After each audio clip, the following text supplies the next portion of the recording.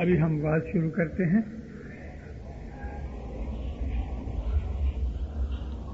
جن منی نے کھمانی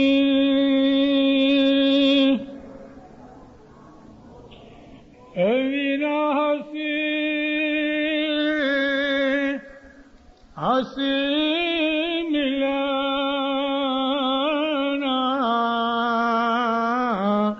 نمنی نے کھمانی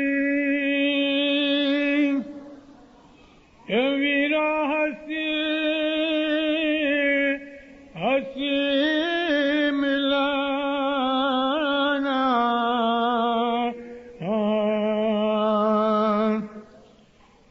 کام کرودھ دویت جو کام کرودھ دویت جو رے ہو پرانیا کائم جی نے آرادھو الکھ پرکھ نے موسارو شاہ پرکھ نے سمبھارو ہو پرانی یا قائم جین آرادھو. مولانا حاضر امام پہ صلوات پڑھو. مومنو اللہم صلی اللہ علیہ وسلم. صبح کا میٹھا گنان ہے یہ.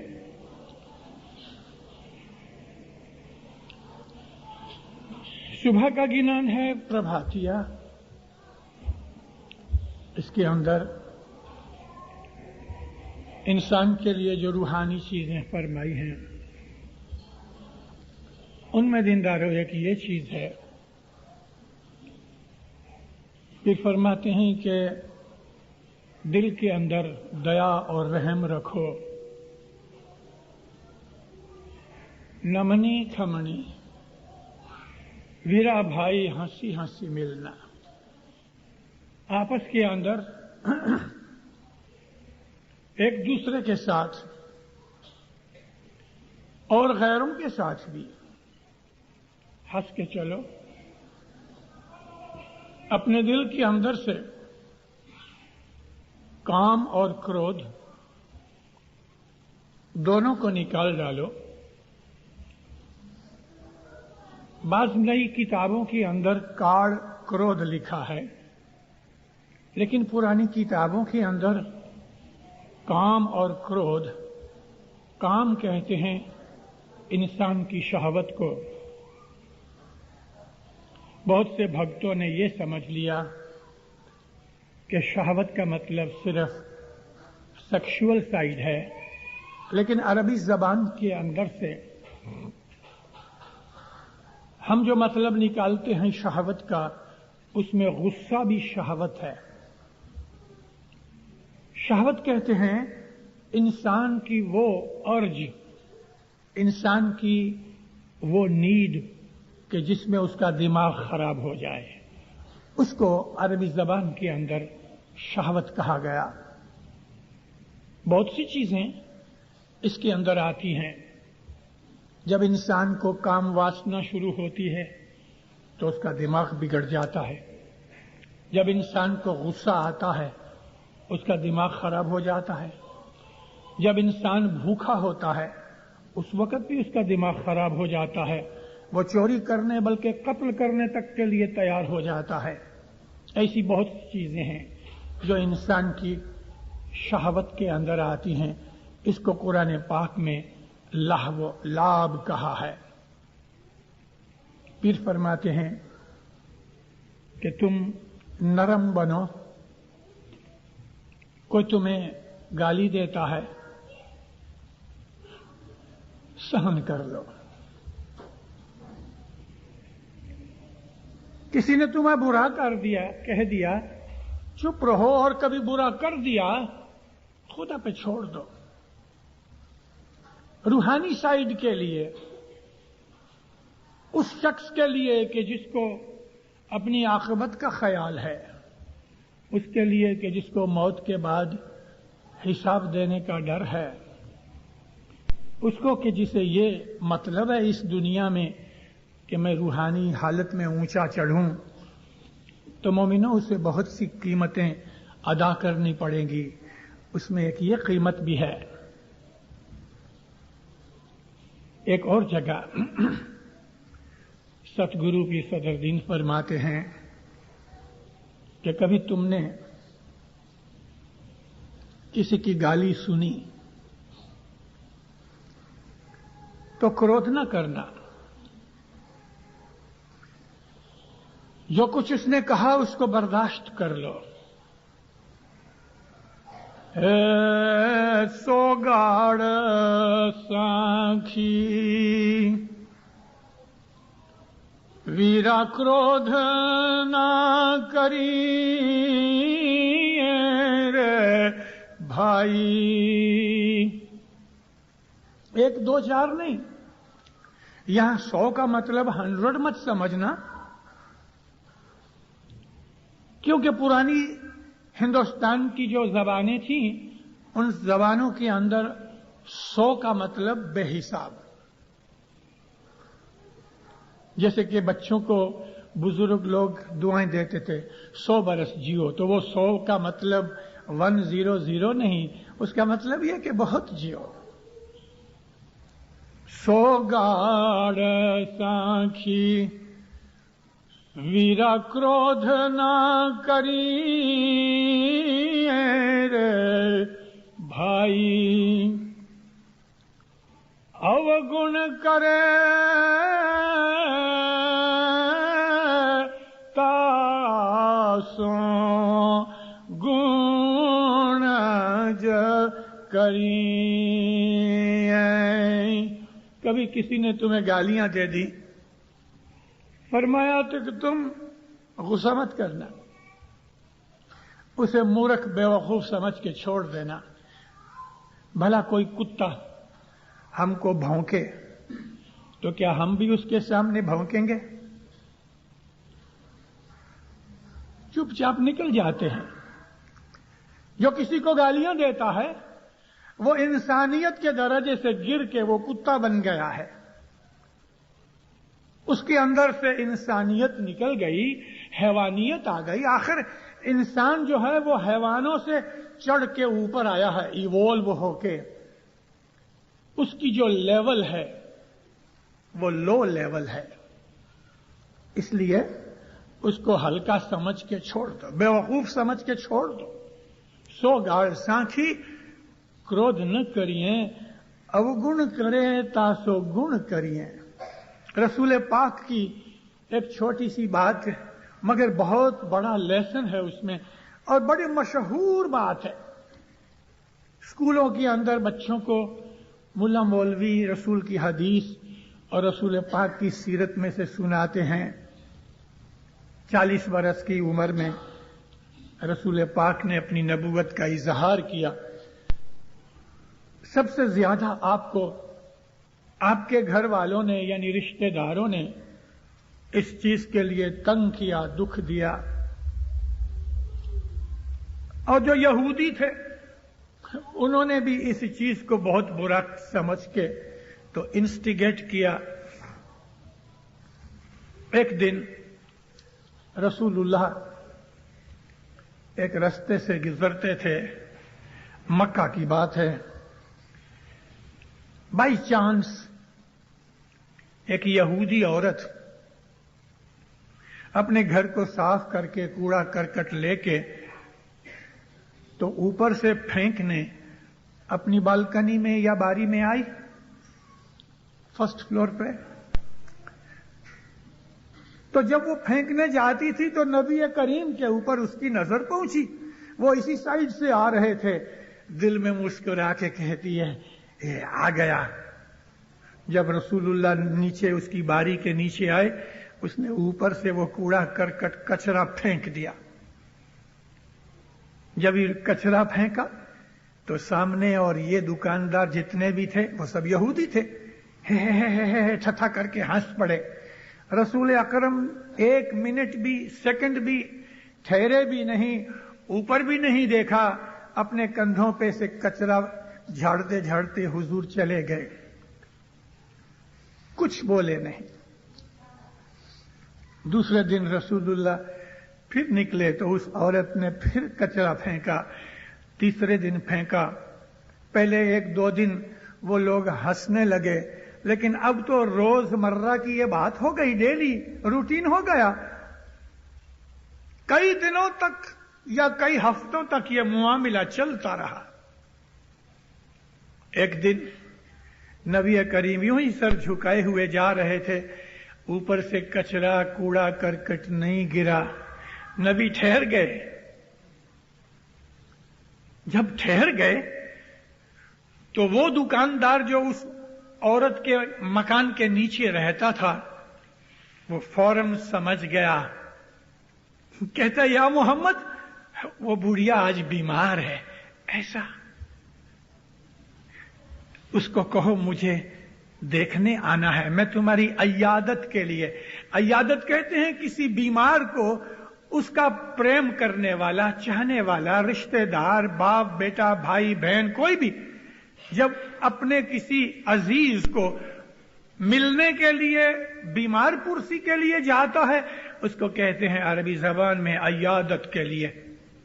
وہ حیران ہو گیا, کیونکہ یہ کام ان کا ہے کہ جو عزیز ہوتے ہیں, پیارے ہوتے ہیں, اور یہ تو دشمن. جب ہی چپ ہو گیا تو نبی پھر اس کو کہتے ہیں جاؤ پوچھو میں اوپر آؤں. بھاگا ہوا گیا اوپر, دیکھا تو سچ مچ بوڑھی بیمار تھی. کہتے ہیں وہ محمد آیا ہے نیچے. وہ تو نبی نہیں کہتے نا, تو روز اس کے اوپر کچرا پھینکتی تھی, آج تجھے ملنے آتا ہے تیری بیمار پرسی کے لیے. میں نے کہا کہ آج تو بیمار ہے. کانپنے لگی, کہتی مجھے بیمار پرسی کے لیے. ہاں. بہت دیر تک چپ رہی. کہتی اچھا آنے دو. رسول اکرم اوپر گئے. جیسے ہی آپ اوپر چڑھے, اس عورت نے اپنا سر نبی کریم کے پاؤں پہ رکھ دیا. کہتے یا رسول اللہ آپ مجھے معاف کر دو. رسول اللہ کا لفظ منہ سے نکلا, یہودن کے منہ سے.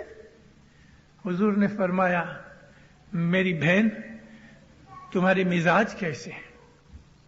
کوئی بات نہیں کی کہ تم کچرا پھینکتی تھی, یہ کرتی تھی, وہ کرتی تھی, کچھ نہیں, جانے کچھ ہوا بھی نہیں. مگر اس کے دل کے اندر جو اس بے ادبی کا احساس تھا اس نے یہ اثر کیا, اور رسول اللہ کی جو برداشت تھی, سہن شکتی تھی, اس کا یہ اثر ہوا کہ وہ عورت مسلمان ہو گئی.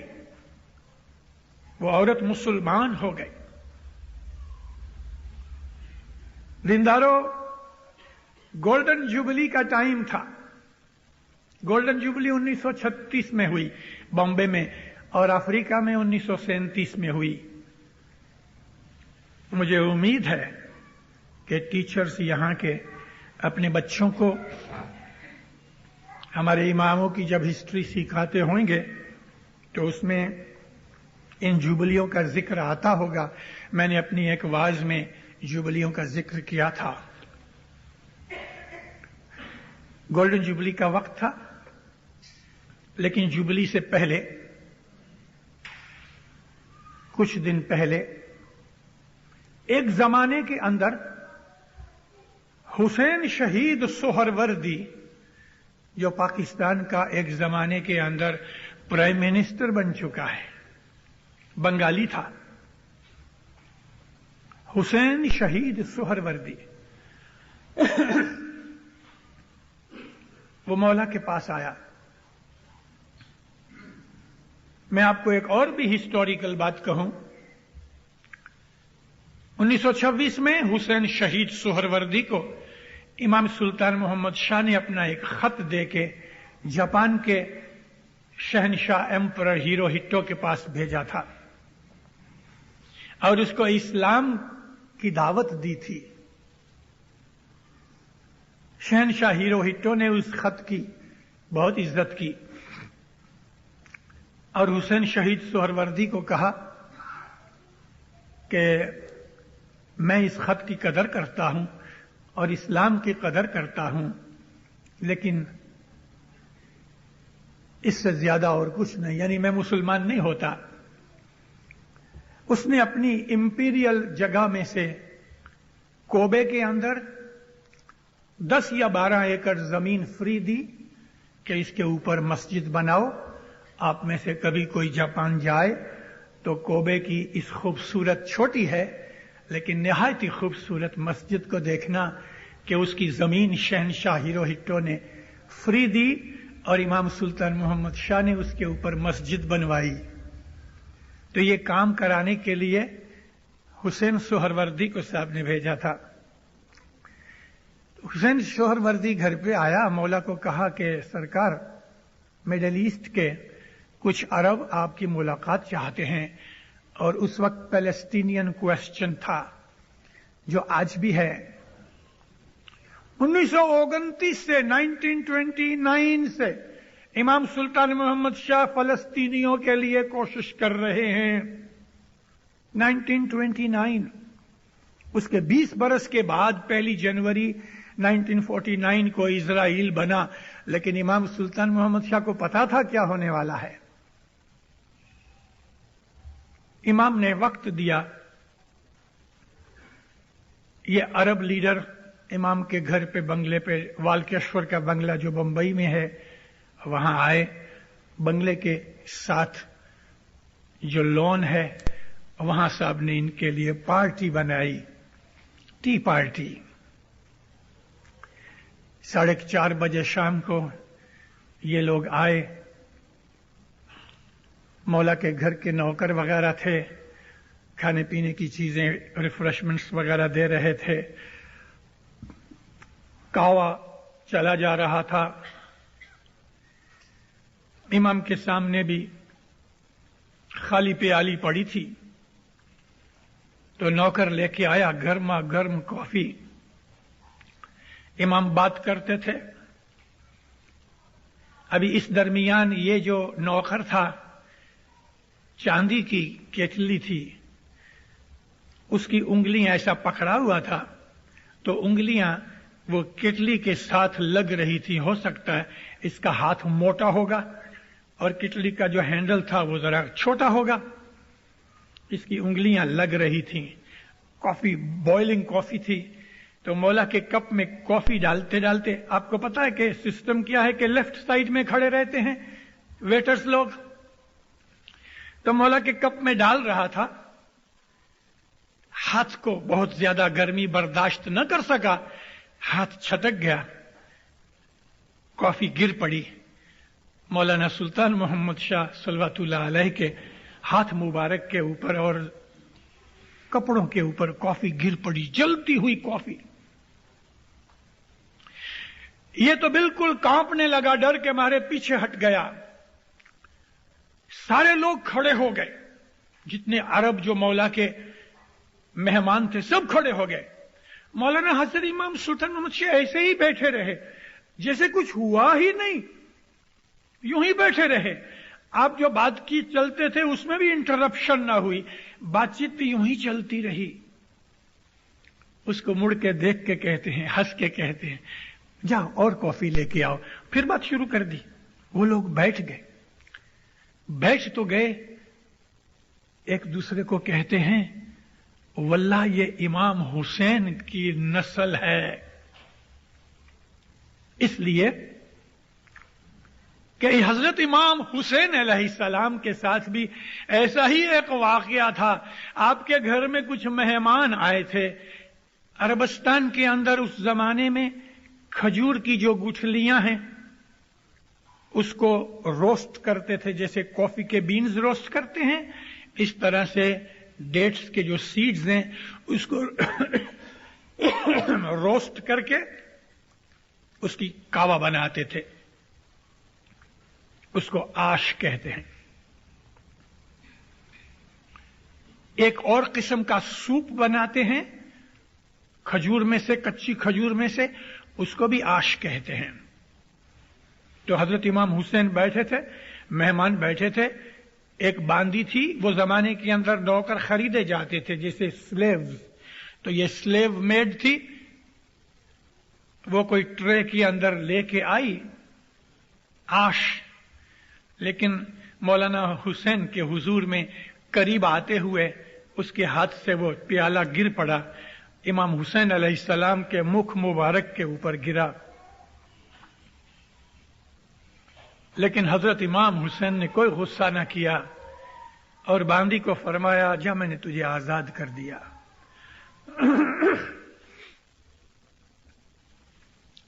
امام حسین علیہ السلام اور امام سلطان محمد شاہ کے اور رسول پاک کے یہ 3 واقعہ میں نے آپ کے سامنے رکھے ہیں۔ ان 3 میں سے زندگی بھر کے لیسن نکل سکتے ہیں، اور وہ یہ لیسن ہے نمنی کھمنی۔ نمنی کا مطلب ہے پولائٹ بنو، جس کو ہم گجراتی میں کہتے ہیں نمرتائی، نمر بنو، پولائٹ بنو۔ ہم اردو میں کہیں گے حلیم بنو، حلیم۔ اور جو سہن برداشت ہے وہ ٹالرنس ہے، کھمیا۔ کھمیا نہ کھڑگ جینے ہردے سمانا، جس آدمی نے برداشت کر لیا، دکھ کو سہن کر لیا، اور وہ سہن کرنے سے دکھ ہوتا ہے، روحانی طاقت چاہیے برداشت کرنے کے لیے۔ آرڈینری آدمی برداشت نہیں کر سکتا، صرف روحانی آدمیوں کے اندر ہی زیادہ قوت برداشت ہوتی ہے، اور برداشت کرنا تلوار کے گھا کی طرح لگتا ہے۔ پین جس طرح سے دکھ دیتا ہے، اسی طرح سے دکھ کے اندر برداشت کرنا، سہن کرنا ایسا ہی ہے۔ تو پھر فرماتے ہیں کھمیا نہ رے کھڑگ، برداشت کی تلوار یا خنجر جس نے اپنے دل کے اندر سہن کر لیا،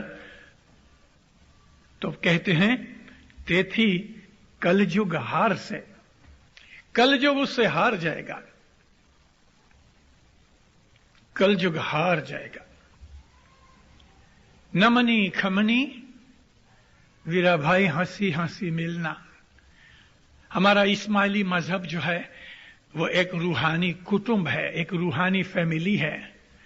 امام ہمارا ماں اور باپ ہے، ہم ایک دوسرے کے بھائی بہن ہیں، روحانیت سے ہم بھائی بہن ہیں۔ اگر روحانی حالت دیکھو تو میاں بیوی دنیا کے حساب سے میاں بیوی ہوں گے، روحانی حساب سے وہ میاں بیوی نہیں ہے، یہ دنیا کا لین دین ہے۔ باپ بیٹا بھی جو ہے وہ روحانی حساب سے باپ بیٹے نہیں۔ دنیا کے اندر اگر انسان اپنے مذہب کے اوپر عمل کرے، اور دنیا کے ہر ایک مذہب نے ہمیں برداشت کرنے کی، دکھ سہن کرنے کی تعلیم دی ہے۔ کسی نے برا کر دیا ہے تو بدلہ نہیں لیتے، غصے کو اپنے قابو رکھتے ہیں۔ یہ وہ چیزیں ہیں دینداروں کے جس سے انسان کے دل کے اندر قوت پیدا ہوتی ہے، مینٹل فیکلٹیز کی ساری باریاں کھل جاتی ہیں، اس آدمی کے سامنے وہ چیزیں نظر آتی ہیں اسے اندر کہ جو آرڈینریلی لوگ نہیں دیکھ سکتے، کیونکہ خدا تعالیٰ اس آدمی کے وہ دکھ جو دنیا کے اندر عام طور پہ اٹھائے جاتے ہیں، ان دکھوں کو اس آدمی نے قابو کر لیا ہے، اس کی روحانی سائیڈ اوپر ہوتی جاتی ہے، وہ اسپرچولی ڈیولپمنٹ میں جاتا ہے، پروگرس کرتا جاتا ہے، وہ چیز اس کو صبح عبادت میں بھی کام آتی ہے. لیکن صبح کی عبادت اکیلی کوئی کام کی نہیں. اگر ہمارا کریکٹر، ہماری چال چلن، ہماری سوچ بچار کی چیزیں اگر اچھی نہیں تو صبح کی عبادت کچھ نہیں دے گی. صبح کی جو عبادت ہے وہ تبھی پھلتی ہے کہ جب اس عبادت کا اثر ہماری زندگی میں آوے. ہماری زندگی میں اپنا تھی جو نانے رو بھائی رے بھائی، اپنا تھی جو نانے رو بھائی، اتنے کہیں بلاو موٹے رو بھائی رے بھائی، کہیں بلاو تینے موٹے رو بھائی. تم سے جو چھوٹا ہے اس سے پیار کرو، اس کو بڑا بھائی کر کے. مطلب یہ کہ عزت دو اس کو. کسی کو نفرت کی نگاہ سے، کسی کو اپنے سے ہلکا مت سمجھو. ہو سکتا ہے روحانی طریقے سے وہ تمہارے سے بھی اونچا ہوئے. بمبئی کھڑک جماعت خانہ، ہمارے مکھی اس وقت حسن لال جی دیوراج تھے. میں نے یہ بات آپ کو سنائی ہے، پھر سناتا ہوں. جنہوں نے نہیں سنی سن لو. حسن لال جی دیوراج مکھی ایک آدمی مکینک تھا، 6.25 فٹ اونچا، بھری ہوئی باڈی. وہ آیا ادھر دفتر خانے کے اندر.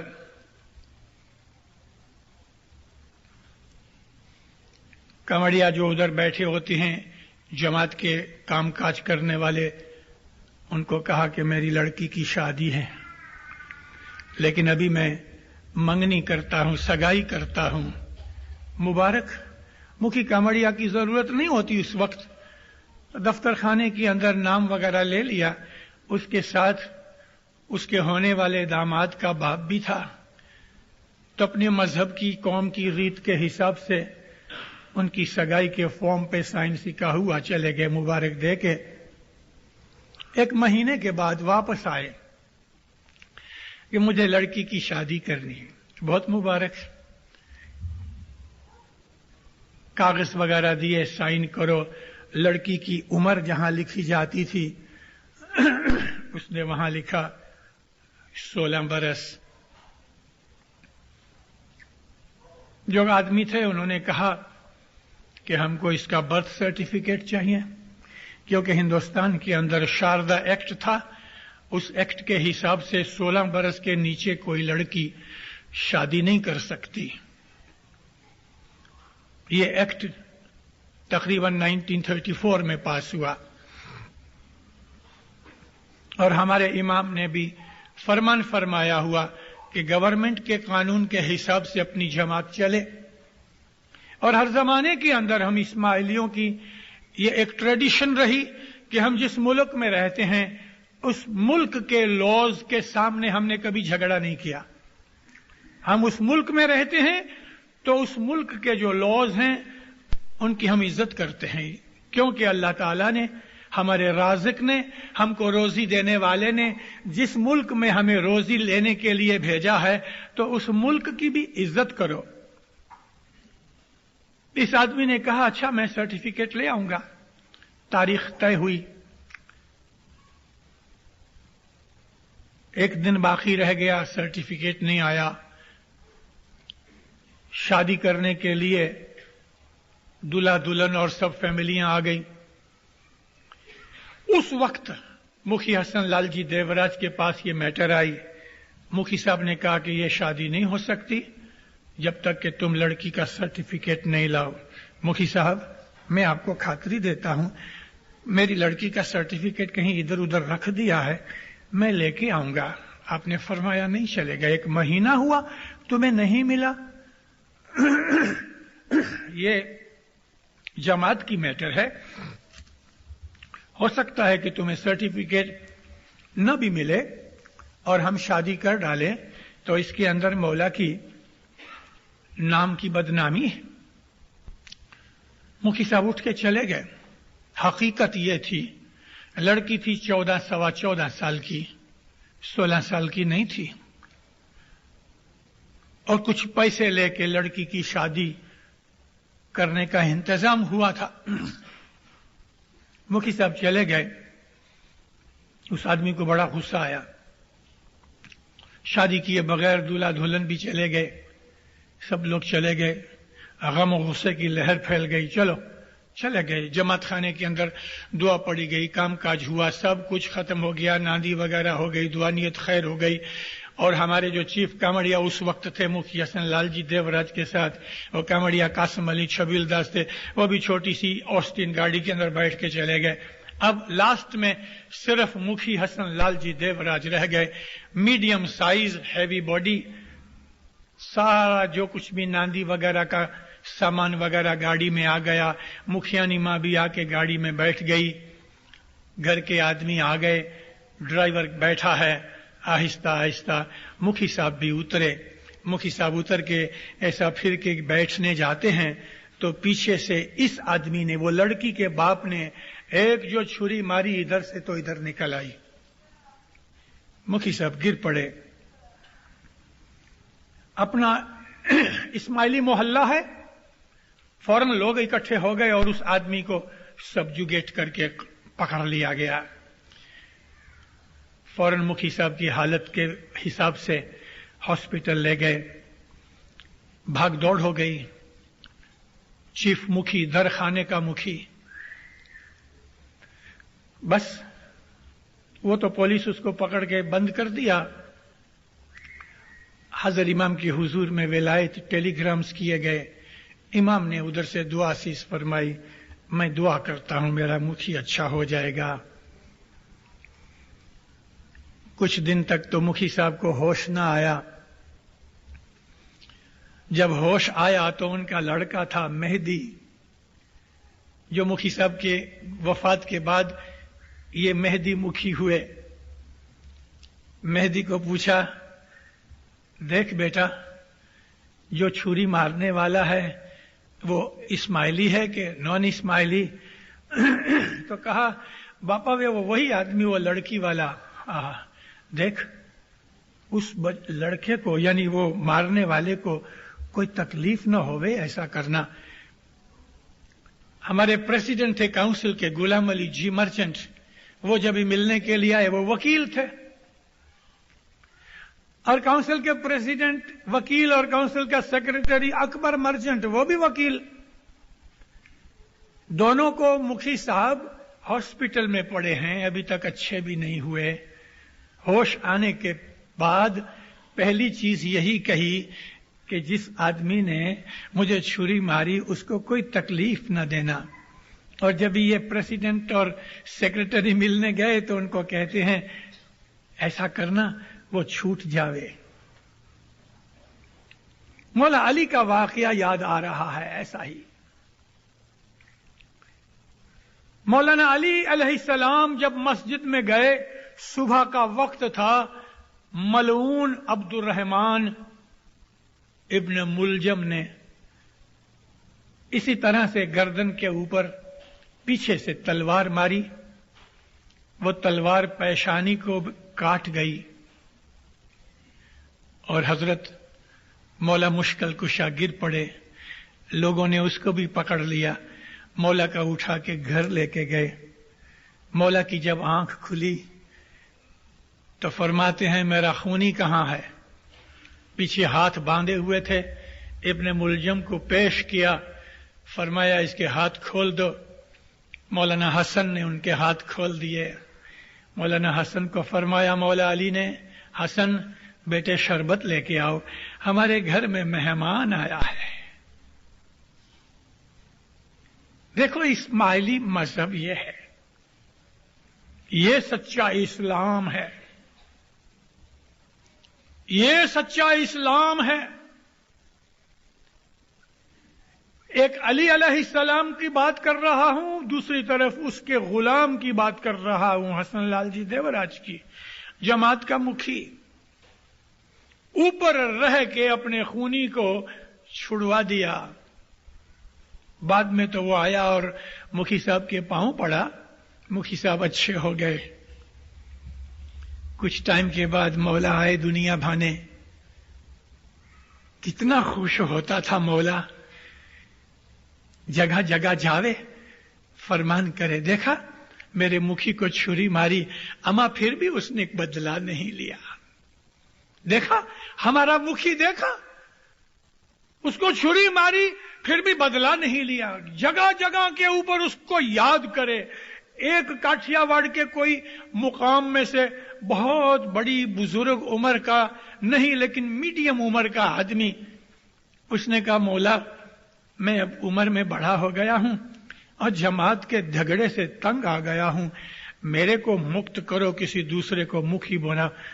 مولا فرمایا تم نے ہمارے مکھی کو دیکھا، حسن لال جی کو دیکھا، اما اس کو چھری ماری، اس نے نہیں کہا کہ خداوند مجھے مکھی پد سے ہٹ جانا ہے، گردن نیچے ڈال دی۔ کتنے آپ کو باتیں سناؤں۔ بمبئی جماعت کے اندر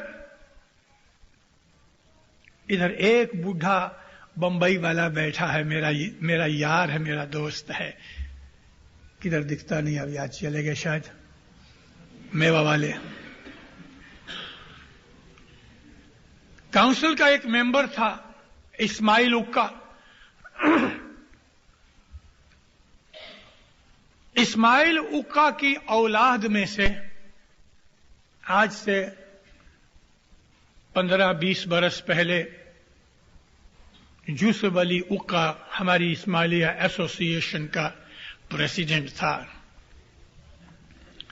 مسز مادھانی یہاں بیٹھی ہیں، ان کو یہ باتیں یاد آتی ہوں گی، وہ ان فیملیوں کو جانتی ہیں۔ اسماعیل اکا کاؤنسل کا ممبر، فری آدمی تھے، 60 برس کی عمر ہوگی، مگر منہ کے اوپر تیج کیسا تھا کہ کوئی 30-35 برس کا جوان ہو۔ چشمہ پہنا ہوا ہے، سنہری ٹوپ، اپنی پگڑی جو ہے وہ پہنی ہوئی ہے، سلک کا لمبا ڈگلا ہے، یعنی وہ زمانے کی ہمارے لیڈروں کی ایسے ڈریس تھے۔ یاد رکھو مومنو، اپنے عہدے کے حساب سے، اپنی حیثیت کے حساب سے اچھے کپڑے پہنو۔ اچھے کپڑے کا یہ مطلب نہیں کہ بہت قیمتی کپڑے، شوبھا ہوئے، اچھے لگو۔ حضرت امام کے ہم مرید ہیں، مجھے 1 مہینہ تقریباً ادھر ہوا، کبھی موقع نہیں آیا، آج موقع آیا تو میں آپ کو کہہ دوں کہ آپ میں سے یہ کوٹ پتلون بغیر کے لوگ کتنے بیٹھے ہیں؟ قمیض اندر ہے، یہ جماعت خانہ ہے، یہ کوئی بنگو ہاؤس نہیں۔ کوٹ پہن کے آؤ، کبھی کام پہ کرتے ہو تو ایک کوٹ یہاں رکھ چھوڑو۔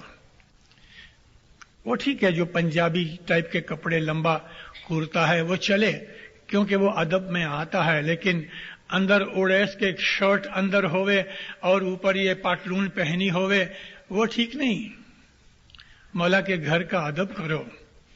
بعض لڑکیوں کے اندر بھی یہ بات جو ہوتی ہے، پتلون پہن کے اگر آنا ہی ہے، پتلون پہننا گناہ نہیں، کوئی منع نہیں، لیکن کافی لمبا کرتا ہونا چاہیے کہ انسان آگے پیچھے سے ڈھک جائے، جس کے اندر شرم اور حیا رہے، بے شرمی اور بے حیائی نظر نہ آوے۔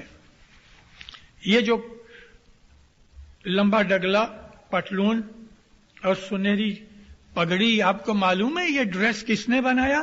مولانا حسن علی شاہ ماں باپ نے۔ امام حسن علی شاہ جب ہندوستان میں آئے تو انہوں نے ہم کو ایسا ڈریس پہنایا اور بائیوں کے لیے لمبا فراک اور پچھیڑی بنائی. یہ حسن علی شاہ ماں باپ کی بنائی جس کو ہم خوجہ ڈریس کہتے ہیں. اسماعیل اقا علیجہ کا ٹائٹل تھا. دن کے وقت صبح 10-11 بجے کے قریب وہ اپنے آفس میں سے دکان میں سے آویں ادھر اور چھوٹے موٹے ایسے کام کاج ہوئے, کسی کا وائف کا جھگڑا ہوئے, دو بھائیوں کا کچھ جھگڑا ہوئے. ایک لڑکی آئی, چھوٹا بچہ اس کی گود میں, آ کے رونے لگی. کیا ہے بیٹا, کیا بات ہے؟ کہنے لگی باپا میرا جو گھر والا ہے مجھے بہت مارتا ہے. اچھا, نام ٹھام لیا, پوچھا کہ ابھی میں بلاؤں تو آئے گا؟ تو کہتی نہیں ابھی تو کام پہ گئے ہوئیں گے. اچھا, کونسل کا جو کلرک تھا اس کو نام ٹھام دیا, بے فلاں ٹائم پہ یہاں اس کو بلانا. ٹائم کے اوپر آیا, تھوڑی بہت پیتا بھی تھا. آیا جبھی کھڑا رہا, اس کو کہا بیٹے آؤ یا علی مدد بیٹھو. بیٹھا. کہتا یہ تیری عورت ہے؟ ہاں. ٹیڑھا آدمی تھا. پوچھا تم اس کو مارتے ہو؟ بس معلوم نہیں اس کے دماغ میں کیا آیا, کھڑا ہوا, اس زور سے تمانچہ مارا.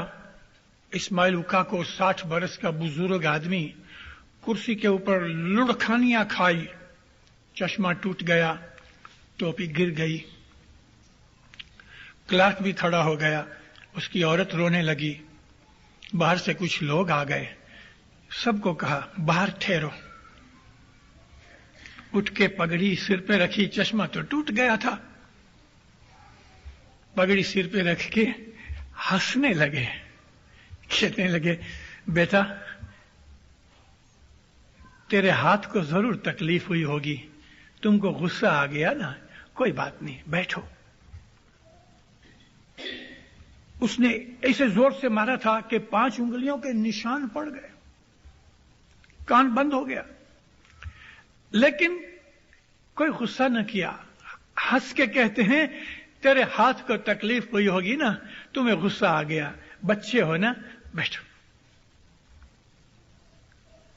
کھڑا رہا. بیٹا بیٹھو. 1 منٹ 1.5 منٹ کے اندر اس کے ہونٹ ہلنے لگے. ہلتے ہلتے ہلتے ہلتے ہلتے بچے کی طرح بلک بلک کے خوب رویا.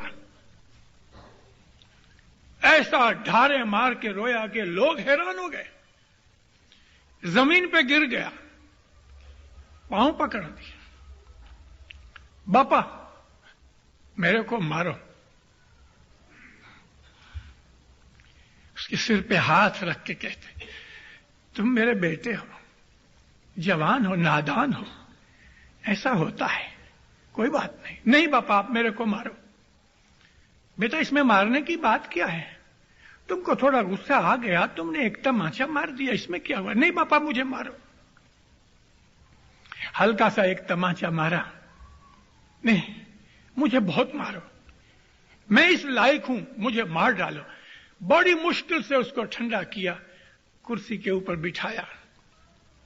کہتا دیکھ میں نے تجھے اس لیے بلایا کہ یہ تیری عورت ہے. باپا آپ جو کہو گے مانوں گا. یہ اس کو گھر لے جا, اس کا دھیان رکھ. بلے صاحب.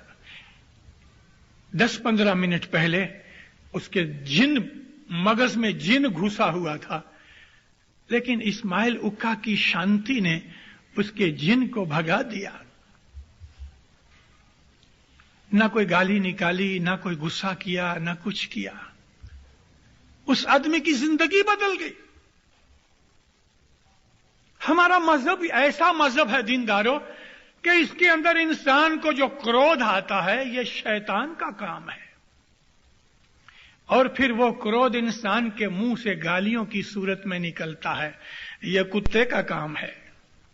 मैंने आपको कहा कि कोई कुत्ता हमको भौंकता है तो हम उसको भौंकते नहीं, चुपचाप चले जाते हैं। पीर फरमाते हैं नमनी खमनी वीरा भाई हंसी हंसी मिलना। अगर किसी ने तुम्हारा बुरा कर दिया है तो बर्दाश्त कर लो। आपके बर्दाश्त करने से उस आदमी की जिंदगी बन जाएगी। अपनी जबान में से पत्थर और गंद मत निकालो, फूल निकालो। ए मिठड़ो आई बोलो के वीरा नमी खमी हो यार चालो के वीरा नमी खमी हो यार चालो मत छोड़ियो सत धर्म सो नेड़ो हो जियो जी। मीठी जबान रखो। हम सुकरीत खाते हैं। आपने कभी सोचा कि ये भला न्याज के बाद हमें सुकरीत क्यों मिलती है? कभी सोचा? हम जब ये आते हैं उस दरवाजे के ऊपर एक सेकंड खड़े रहते हैं। यूं ही अंदर मत घुसाओ, एक सेकंड खड़े रहो। दो पांव एक सेकंड के लिए जोड़ के सर झुकाओ, सलाम करो मौला को। यहां मौला का नूर कायम है। कहो हाय जिंदा। फिर जो बाजू वाले बैठे हुए हैं उनका फर्ज है, या जो उधर दरवाजे के ऊपर खड़ा है वॉलंटियर, उसका फर्ज है कि है जिंदा कहने वाले को जवाब देवे। कायम पाया। है जिंदा का मतलब है मेरा मौला, मेरा मालिक, मेरा खुदावंद जिंदा है। और वो जवाब देता है हां यहां मौजूद है। कायम पाया। पीर फरमाया है कि अगर तुम है जिंदा कहोगे तो तुमने एक हाथी मौला की राह में दान किया, खैरात की एक हाथी की, तुम्हें इतना सवाब मिलेगा। तो एक घोड़े की तुमने खैरात की, तुम्हें इतना सवाब मिलेगा। ऊंट, घोड़े, बकरियां रसूलुल्लाह के जमाने के अंदर लोग खैरात करते थे अल्लाह की राह के अंदर। है जी है जिंदा कहता हस्ती नू दान, कायम पाया कहता दान तूरिंग जी। अगर तुम है जिंदा कहोगे तो तुमने हाथी दान किया, खैरात की, इतना सवाब है। और तुरिंग कहते हैं घोड़े को। अंदर आए मुखी साहब, कमरिया साहब, मुखियानी मां, कमरियानी मां, चारों इमाम के प्रतिनिधि वकील के तौर पे जमाती कामकाज करने के लिए इमाम की तरफ से जो कुछ भी तुमने इमाम को देना है वो लेने के लिए, और इमाम की तरफ से जो इमाम को तुम्हें देना है, खानावदान और दुआएं देनी है, बरकतें देनी है, वो देने के लिए इन चारों को बिठाया है। इनके पास आओ, ये समझ के आओ कि यहां हजर इमाम का वकील बैठा है और हजर इमाम का नूर इनके पीछे है। 5 बरस का मुखी होवे कि 10 बरस का मुखी होवे, 50 बरस की उम्र का होवे कि 100 बरस की उम्र का होवे, उसकी मुखी पने की ताकत में कोई फर्क नहीं। उम्र के साथ उसका कोई ताल्लुक नहीं। मैं देखता हूं आप में से बहुत से लोग आते हैं, ऐसा पैसे देते हैं, एक हाथ दिया जैसे शेक हैंड किया। मोमिनो छोटी उम्र से हमारे ऊपर यह फर्ज भी है कि हम अपने बच्चों को सिखाएं, मगर जिन्हें पता नहीं तो टीचरों के ऊपर फर्ज है, और इसी तरह से मिशनरियों के ऊपर फर्ज है कि वो जमात को सिखाएं। तो मैं आज आपको कह रहा हूं, आपके मां बाप ने नहीं सिखाया, और अगर आपके घर वालों ने नहीं सिखाया, आपके टीचरों ने नहीं सिखाया, तो मैं आज आपको अपनी हुज्जत पूरी करके कह रहा हूं, मौला के हुजूर में आओ, दो हाथ बांध के जो कुछ भी आपको देना है वो दो। मुंह से बोलो तोबो तोबो बंदो गुनहगार गत बख्शे शापीर बख्शे, मुंह से बोलो, सिवा के कोई आदमी गूंगा होवे। और जब मुखी के कांवड़िया, मुखियानी के कांवड़ियानी आपको दुआ देने के लिए हाथ उठाए, तो अपने दोनों हाथ में से उसका एक हाथ उठाओ। एक ऐसा हाथ दे दिया, एक हाथ लटक रहा है, यह कोई तरीका नहीं है हमारे इस्माइली मजहब का। और आप जो कुछ भी इधर देते हो तो इमाम के ऊपर कोई एहसान नहीं करते हो, आप अपनी मर्जी से देते हो, नहीं देना मत दो, लेकिन जो कुछ भी आओ मजहब के अंदर तो मजहब की रीत से चलो, नम जाओ, जितना झुक सकते हो इतना झुक जाओ, दो हाथ से दुआ कराओ, दो हाथ से मुखी का हाथ लो। इस तरह ये हमारा फर्ज है। जिस दिन नियाज होता है, इधर हम गुनाहों की मुआफी चाहते हैं। ये जो हमारा दुआ कराना है, ये पता है क्या है? ये हमारी कन्फेशन है। हम क्रिश्चियन तो नहीं, मगर दुनिया के अंदर जितनी अच्छी चीजें किसी दूसरे मजहब के अंदर हैं, तो वो भी हमारे ही मजहब की है। रसूल अकरम फरमाते हैं, दुनिया में जितनी नेकियां हैं वो सब इस्लाम की हैं, चाहे दुनिया के किसी भी मुल्क में से तुम्हें मिलती हों, हर नेकी इस्लाम की नेकी है, वो मुसलमानी है। हम इधर आके, ये हमारी कन्फेशन है, इसका साइकोलॉजी असर ये है कि मैं इधर आके डिक्लेयर करता हूं, ये सेल्फ हिप्नोसिस है, मैं गुनहगार हूं। ऐसा कहने से मेरे अंदर नम्रता आती है, हलीमी आती है, हम्बलनेस आती है। आदमी अपने आप को मौला के हुजूर में बिल्कुल हम्बल समझता है। यह ह्यूमिलिएशन है इमाम के हुजूर में। ऐसा करने वाले आदमी के दिमाग के अंदर से बड़ाई निकल जाती है, मगरूरी निकल जाती है। जो आदमी इमाम के हुजूर में आके नम जाता है, सचमुच खुदा उसके ऊपर रहमत करता है, और वो नमनी खमनी खुदा उसको इनायत करता है। ये पहली निशानी है हमारी। वहां सर झुकाने की भी यही निशानी है कि हम हम्बल बने, पोलाइट बने, रिस्पेक्टफुल बने, काइंड बने, जेंटल बने, रहम वाले, दया वाले बने, क्योंकि ये सारी खसूसियतें हमारे इमाम की हैं, हमारे पीर की हैं। हमारे शाह पीर, हमारे रसूल, हमारे इमाम दया वाले हैं, रहम वाले हैं, पोलाइट हैं, दूसरों के ऊपर मीठी नजर रखने वाले हैं, बदियां करने वाले नहीं, गालियां देने वाले हमारे शाह पीर नहीं, और गालियां देने वाले को भी बख्श देने वाले हैं हमारे शाह पीर। गालियां देने वाले को भी बख्श देते हैं।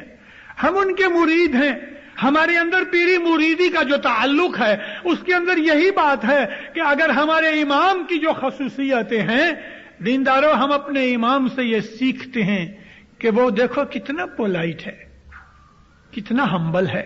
हालांकि वो जो चाहे सो करे, वो अल्लाह का नूर है, उसके अंदर रूहानी कुव्वतें हैं, दुनियावी हिसाब से बेहिसाब मालदार है, इज्जत वाला है, आबरू वाला है, उसे कोई परवाह नहीं, लेकिन इतना हम्बल और हलीम, दूसरों का ख्याल रखने वाला। तो जब हम इधर आके तौबा मांगते हैं, नम जाते हैं, और उस दिन नियाज का टाइम होता है, तो हम इधर से जाके गुनाह मुआफ करा के हम जाते हैं नियाज पीने के लिए, कि आब सफा है, यानी हमारे दिल को साफ करता है। नियाज को हमारे गिनानों के अंदर अमी भी कहा, अमी जल, पावल भी कहा, अमी रस भी कहा, घटपाट भी कहा। हमारे नियाज के बहुत से नूर भी उसको कहा है, नूर भी कहा है, क्योंकि हर रोज सुबह नियाज होती है और सुबह जो आदमी नियाज पीता है वल्लाह उसके दिल में नूर पैदा होता है। एज नूर वेला नूर पियो करियो मन आनंद जी, नूर वेला नूर पियो करियो मन आनंद जी, पोप वेला राखो शाह पीर सो सबंद जी, तमें जागो जागो भाईड़ा रयन व्याणिया जी के तमें चेतो मोमन भाई जी रयन व्याणिया जी। ये वक्त इस गिनान का नहीं, फिर भी कैसा मीठा लगता है। कभी यही गिनान, ये राग जब सुबह के वक्त बोला जाए, यह मांड राग है, इंसान के कलेजे में असर होता है, रोंगटे खड़े हो जाते हैं। नूर के वक्त नूर पियो और अपने दिल के अंदर खुशियां करो। अरे जिंदारो, मोमन का दिल हमेशा खुश रहता है, चारों तरफ आग लगी होवे, मोमन के दिल के अंदर कभी बेचैनी नहीं होती। वो जानता है कि मेरा मालिक मुझे बचाने वाला है। मोमन के दिल में कभी खौफ नहीं होता, मोमन के दिल में कभी जलापा नहीं होता, मोमन के दिल में कभी हसद नहीं होता, मोमन के दिल के अंदर क्रोध और गुस्सा नहीं होता, काल नहीं होता, मगरूरी नहीं होती। मोमन तो खीर खंड गिरत अमृत भोजन की तरह है। नियाज पीते हैं, ये नूर पीते हैं। मौलाना अली शाह महबाब सल्लल्लाहु अलैहि ने फरमाया कि नियाज के अंदर यह ताकत है कि एक हाथ में तुम नियाज की प्याली रखो तो दूसरे हाथ में कोयला रखो, नियाज की ताकत से यह कोयला सफेद हो सकता है तुम्हारे थ्रू से, क्योंकि वो दो हाथ के बीच में तुम्हारा दिल उसके साथ कनेक्टेड है। अगर दिल की वायर सब सर्किट अगर बराबर हो गया तो यह कोयला सफेद हो जाएगा। मगर यह कोयला लकड़ी का कोयले की बात नहीं करते, इसके अंदर एलेगरी है कि अगर काले दिल वाला आदमी भी होगा तो नियाज पीने से इंशाअल्लाह उसका दिल सफेद हो जाएगा। नियाज पीने से बहुत सी बीमारियां भी चली जाती हैं। हर रोज नियाज पियो और आप अपनी फैमिलियों के अंदर, ए माताओं, ए बीबियों, अपने घर में टेबल के ऊपर नियाज रखो। सुबह आपके बच्चे ब्रश करें, पहले उनको नियाज पिलाओ, फिर उनको नाश्ता दो। हैबिट डालो, स्माइली लिविंग की हैबिट डालो। ये स्माइली लिविंग है कि सुबह के वक्त नियाज पियो। बड़े बड़े तीखे, बड़े बड़े बददिमाग, खर दिमाग आदमी भी, उनकी औरतों ने या उनकी माओं ने उनको नियाज पिला पिला के राह रास्त दिखा दी। इस नियाज में बड़ी कुव्वत है, इमाम के हाथ का पानी है। रसूल अकरम सल्लल्लाहु अलैहि वसल्लम के जमाने के अंदर सुबह के वक्त औरतें अपने नौकरों को, बच्चों को छोटे छोटे पानी के बर्तन देके भेजती थी। मस्जिद नबवी के बाहर लाइन लगी होती थी। रसूल अकरम सुबह की नमाज के बाद लोगों के पास बैठ के बातें चीतें करते थे और फिर बाहर निकलते थे। तो ये जो लोग खड़े होते थे उनके बर्तनों के अंदर रसूलुल्लाह हाथ डालते जाते थे, उंगलियां डालते जाते थे, यानी ये नियाज बन जाती थी। और वो फिर अपने बच्चों को पिलाती थी, घरों में छांटते भी थे। हमको नियाज घरों में छांटना नहीं चाहिए, पीना चाहिए, और नियाज की बेअदबी नहीं होनी चाहिए। जब हम नियाज पीते हैं उसके बाद हमको हमारा मुर्शिद सुकरीत देता है। पता है सुकरीत क्या है? ये इमाम की तरफ से बरकत है। पहले दुआ कराई, गुनाहों की मुआफी मांगी اور مولا نے رحمت کر کے ہمارے گناہ بخش دیے. جب ہم ہلکے ہو گئے تو ہم کو نور پلایا, اور نور پلانے کے بعد ہمارا منہ میٹھا کرنے کے لیے کہ تم ایسے بنو جیسی سکریت ہے. گناہ تم نے معاف کرے, نور پیا, اب تم ایسے بنو جیسی سکریت ہے. کھیر یعنی دودھ, دودھ نرمل ہے, دودھ سفید ہے, دودھ پاک ہے. تم بھی دودھ کی طرح نرمل, سفید اور پاک بنو. تمہارے دل کے اندر میل اور کالک نہیں ہونی چاہیے. دودھ جیسے بنو, کھنڈ کی طرح میٹھے بنو. ارے تمہارے منہ سے ایسے وچن نکلے کہ بدماش سے بدماش لچا بھی جو ہے نا وہ بھی ٹھنڈا ہو جائے. پریم بھرے لفظ نکالو, سویٹ لفظ نکالو. کڑوے مت بنو کریلے کی طرح, کنین کی طرح کڑوے نہ بنو. کڑوے آدمی کو لوگ نفرت کرتے ہیں, کڑوے آدمی کو دور رکھتے ہیں, اس کے نزدیک کوئی نہیں جاتا, اس کو کوئی بلاتے نہیں, اور کسی وجہ سے بلانا پڑ گیا تو دل کے اندر تو نفرت ہی ہوتی ہے. چھی, یہ تو آدمی گالیاں دینے والا ہے, یہ تو بکتا ہے. جس کا منہ گندا ہے اس کا دل پاک ہو سکتا ہے, جس کا منہ گندا ہے اس کا دل بھی گندا ہے. کیونکہ جو خدا کے لوگ ہیں, جو معرفت کے لوگ ہیں, جو نیک لوگ ہیں, جو انتکرن کے پاک لوگ ہیں, ان کے منہ میں سے گند نہیں نکلتا, ان کے منہ میں سے تو پھول جھڑتے ہیں. تو کھنڈ کی طرح فرمایا, ہر ایک آدمی کو کھنڈ میٹھی لگتی, اچھی لگتی.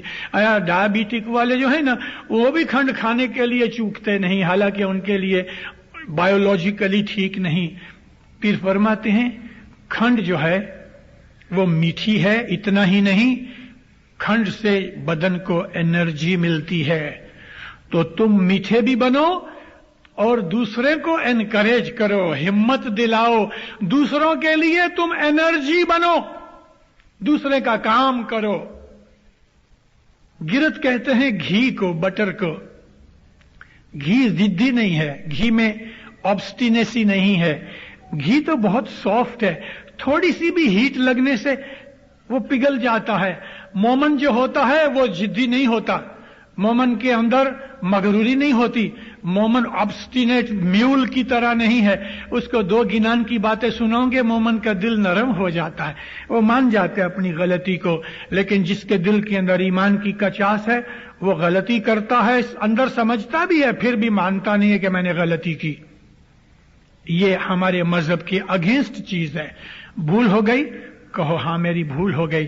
اسی کے لیے تو یہ ہماری زندگی کا یہ اصول ہے کہ ہم ہر روز جماعت خانے آ کے توبہ مانگتے ہیں, یا مولا میری بھول ہو گئی, جانی یا جانی بھول, تو رحم و کرم سے مجھے بخش دے. مومن جو ہے وہ ضدی نہیں, وہ گھی کی طرح نرم ہو جاتا ہے. اور بھوجن آٹا جو روا ہے وہ خود جل کے تمہارا پیٹ بھرتا ہے. بھوجن کو ہم پکاتے ہیں, آٹا پہلے تو ہم اس کو پیستے ہیں, پھر اس کو پانی میں گوندتے ہیں, پھر ہم اس کو آگ پہ اس کو تپاتے ہیں, پھر ہمارا پیٹ بھرتا ہے. کتنے دکھ اٹھاتا ہے بھوجن ہمارے پیٹ بھرنے کے لیے. مومن جو ہے وہ پیر صدر دین فرماتے ہیں کہ بھوجن کی طرح تم بنو, دوسروں کو سکھ دینے کے لیے. کبھی تمہیں دکھ ملتا ہو تو وہ دکھ تم اٹھاؤ مولا کی خاطر, کیونکہ تمہارا مذہب تمہیں ایسا کہتا ہے کہ تم برداشت کرو, سہنشیلتا کرو, ٹالرنٹ بنو, پیشنٹ بنو. صبر جو ہے رسول اکرم فرماتے ہیں صبر ہمارے نبیوں کی میراث ہے, نبیوں کا جو ہیریٹیج ہے وہ صبر ہے. دکھوں کے اوپر بھی صبر کرنا, اور کسی نے ہمیں دکھ دیا ہے تو اس کو بھی سہن کر لینا. یہ جو क्षमा ہے بہت اعلیٰ چیز ہے. क्षमा کہتے ہیں ٹالرنس کو, قوت برداشت کو. تو پھر صدر دین فرمایا کھیر کھانڈ گرت بھوجن, اور پانچویں چیز ہے امرت نیاز. جب ہم یہی نور اس سیرے کے اندر حلوے میں ڈالتے ہیں تو پھر ہم اس کا نام سکریت رکھتے ہیں. سوکریت, ہاتھ کے نیک اعمال کو سکریت کہتے ہیں. ادھر سے ہم کو جب یہ شیرینی ملتی ہے, دو ہاتھوں میں لے کے دینداروں آپ اس شیرینی کو اپنے 2 ہاتھوں میں لو اور اس کو کھاؤ. یہ جو شیرینی ہے وہ شاہ پیر نے آپ کو بخشش کے طور پہ دی، یہ ریمائنڈ کرانے کے لیے کہ ہمارے مذہب کے اندر یہ ہے کہ ہر مومن کو سکریت کی طرح صفتیں بنانی چاہیے، دودھ کی طرح پاک اور نرمل ہو، کھنڈ کی طرح میٹھا اور دوسروں کی مدد کرنے والا ہو، اور گھی کی طرح نرم ہوئے، ضدی نہیں ہوئے، اور بھوجن کی طرح دکھ اٹھا کے بھی دوسروں کو مینٹین کر سکے، اور امرت کی طرح، نور کی طرح تمہارا اندر اور باہر پیور اور ڈیوائن ہونا چاہیے. یہ ہے سکریت کی کوالٹیز جو مومنوں کے اندر آنی چاہیے. نمنی کھمنی ویرا بائی، ہنسی ہنسی ملنا، خوشی سے ایک دوسرے کے ساتھ ملو. مومن کے دل میں کبھی غم نہیں بیٹھ سکتا، کبھی نہیں. مومن تو ہر وقت مزے کرتا ہے، ہر وقت. ہے جی آنند آنند کاریوں ریکھی سرو اول شاہ تمہیں پایا. اے جی ملو نے ملا وہ ریکھی سرو ملی کری کریو کمائی. ملی کری کریو کمائی. جماعت میں ملتے رہو، مومن ملتے رہیں. ہمارے اسماعیلی مذہب میں جو جماعت خانہ ہے وہ ہماری بلڈ وین ہے، لائف لائن ہے. یہ جماعت خانہ ہے، یہاں ہم دعا پڑھتے ہیں، مولا کو یاد کرتے ہیں، اس کی طرف سے جھرا اور برکتیں ملتی ہیں، دعا آسیس ملتی ہے، بھائی بہنوں کو ملتے ہیں. ہماری دین کی، دنیا کی بہت سی تکلیفیں، بہت سی پرابلمز ادھر سولو ہو جاتی ہیں. یہ تو ہماری لائف کی ہب ہے کہ جس کے اوپر وہیل چل رہا ہے. جماعت خانہ مولا کا گھر، جہاں فرشتے آتے ہیں، روحیں آتی ہیں، مومن آتے ہیں. جہاں تک بن سکے کبھی کوئی چیز قربان کرنی ہے دنیا کی تو قربان کر کے بھی مومنوں جماعت خانے آؤ. پیروں نے کہا ہے کہ ایک ایک قدم جو تم جماعت خانے کی طرف اٹھاؤ گے تو ایک ایک قدم کے اوپر 1 کروڑ مجلسوں کا ثواب ملے گا. سنسکرت زبان کے اندر مجلس کو یگن کہتے ہیں. ڈگلے ڈگلے کروڑ یگن نو پن. ایک ایک قدم کے اوپر تم کو 1 کروڑ مجلسیں بنانے کا ثواب ملتا. رسول اکرم ایک دفعہ واعظ فرماتے تھے تو آپ نے مسجد میں آ کے نماز پڑھنے کی بابت میں فرمایا کہ جو گھر پہ نماز پڑھتا ہے اس کو 1 ثواب ملتا ہے، اور اگر مسجد میں آ کے نماز پڑھے تو اس کو 27 گنا زیادہ ثواب ملتا ہے. اور اس کے علاوہ اس کا ہر قدم جو مسجد کی طرف اٹھتا ہے، حضور نے فرمایا اس کو 1 حج کا ثواب ملتا ہے. 1 حج کا ثواب ملتا ہے. مولانا امام سلطان محمد شاہ صلوات اللہ علیہ فرماتے ہیں میرے سامنے جو 1 قدم چل کے آتا ہے میں 20 قدم اس کو لینے کے لیے جاتا ہوں. 20 قدم لینے کے لیے جاتا ہوں. جماعت خانہ جہاں امام خود بیٹھا ہے. دینداروں، آپ میں کبھی کوئی ایسا ہوگا کہ جس نے جماعت خانے کے اندر حضرت امام کو ظاہر میں دیکھا ہو؟ ہے؟ اس آپ کے شکاگو کے جماعت خانے کے اندر مولانا حضرت امام کا ظاہری دیدار کیا ہو؟ ہے وہ باطنی دیدار؟ شاباش، مبارک. لیکن سب کوئی کیوں نہ کر سکے؟ اور امام کا دیدار ملتا ہے. امام کی فرمان میں ہے کہ تمہیں ہمارا دیدار چاہیے، صبح کی دعا کے بعد تم 2 تسبیحاں صلوات کی نکالو اور نیت کرو تم کو صبح جماعت خانے میں میرا دیدار ہوگا. صبح جو نور کا وقت ہے، دعا پڑھ لو، اس کے بعد جتنی ہماری تسبیحاں ہیں وہ بھی دعا کا ایک بھاگ ہیں، حصہ ہیں. پھر جماعت کھڑی ہوتی ہے نیاز پینے کے لیے، دعا کرانے کے لیے. مولانا امام سلطان محمد شاہ نے ایک دفعہ فرمان فرمایا کہ تمہیں جو میرا دیدار چاہیے تو صبح جماعت خانے کے اندر دعا پڑھنے کے لیے آؤ، تمہیں میرا دیدار ہوگا. اور اگر تمہاری کوئی مشکل ہے تو انشاءاللہ وہ مشکل دور ہو جائے گی. صبح کی دعا کے بعد 2 تسبیحاں صلوات کی پڑھو. ایک آدمی اپنا جس وقت اس نے یہ فرمان مکھ مبارک سے سنا، میرا پرسنل دوست تھا، گزر گیا ابھی، اور مشہور آدمی ہے، میں ابھی اس کا نام نہیں دیتا. وہ بامبے کے یہ جماعت خانے میں بیٹھا تھا. مکھی میگھ جی مورجی کا وہ کلارک تھا. میگھ جی مکھی گزر چکے تھے، 1932 میں مکھی میگھ جی مورجی گزر گئے. وہ بامبے کے چیف جماعت خانے کے درخانے کے مکھی تھے.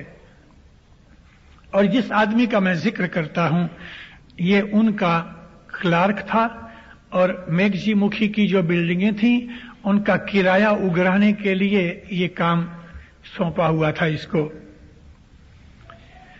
گھر میں 7-8 ممبر تھے، ماں تھی، میاں بیوی، 40 روپے پگار تھی. بہت ہاتھ تنگ تھا.